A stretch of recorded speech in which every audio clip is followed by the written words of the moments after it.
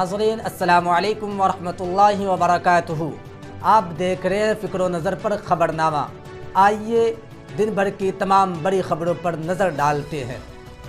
उत्तर प्रदेश के लखनऊ में अपने क़याम के दूसरे दिन पीर को सदर जमहूरिया द्रौपदी मुर्मू ने बाबा साहब भीमराव अम्बेडकर यूनिवर्सिटी के 10वीं जलसा तक़सीम असनाद की तकरीब से खिताब करते हुए कहा कि भारत के पास आज दुनिया का सबसे बड़ा तीसरा स्टार्टअप माहौलियाती निज़ाम है, लिहाजा तमाम तालीमी इदारों बिलखुसूस यूनिवर्सिटियों और तकनीकी तालीमी इदारों को इस माहौलियाती निज़ाम से भरपूर फ़ायदा उठाना चाहिए और अपने तलबा की तहक़ीक़ और इख्तिरा के लिए हौसला अफजाई करनी चाहिए। उनकी कोशिशें इख्तिरा और टेक्नोलॉजी के शोबा में भारत को एक सरकर्दा मुल्क बनाने में अहम किरदार अदा करेंगी। कांग्रेस पार्टी के जनरल सेक्रेटरी प्रियंका गांधी वाड्रा ने जम्मू कश्मीर में तजावुज़ात मुखालिफ मुहिम को लेकर हुकूमत को निशाना बनाया। उन्होंने कहा है कि आवाम की आवाज़ को बुलडोज़र तले कुचला जा रहा है। पार्लियामेंट के रवां बजट इजलास के दरमियान मुख्तलिफ मसाइल पर हिकमत अमली तय करने के लिए पीर के रोज़ अपोजिशन पार्टियों की मीटिंग हुई।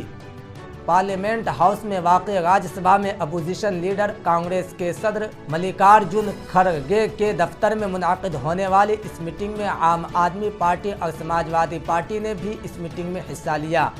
आम आदमी पार्टी के सीनियर रहनुमा संजय सिंह ने भी मीटिंग में शिरकत की।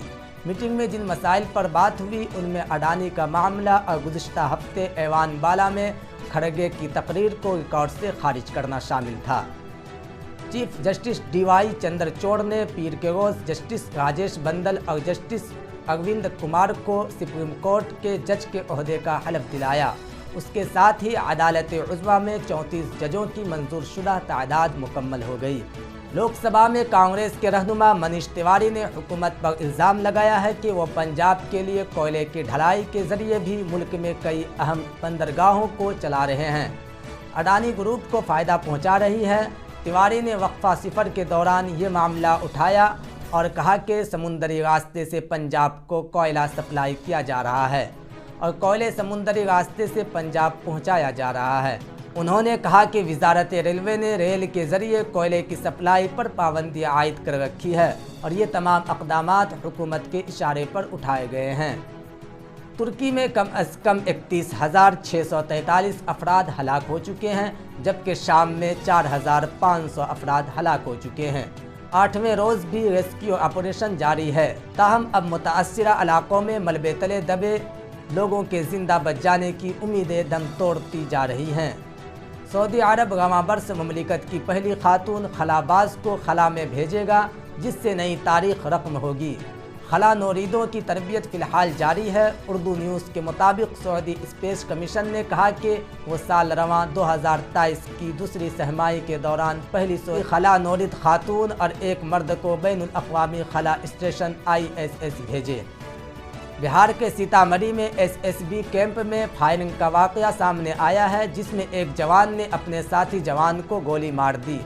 ज़ख्मी जवान को इलाज के लिए अस्पताल में दाखिल कराया गया है, जहां उसकी हालत तशवीशनाक बताई जाती है। 9 जनवरी 2023 का ICC men's player of the month award हिंदुस्तानी बल्लेबाज शुभमन गिल को दिया गया है।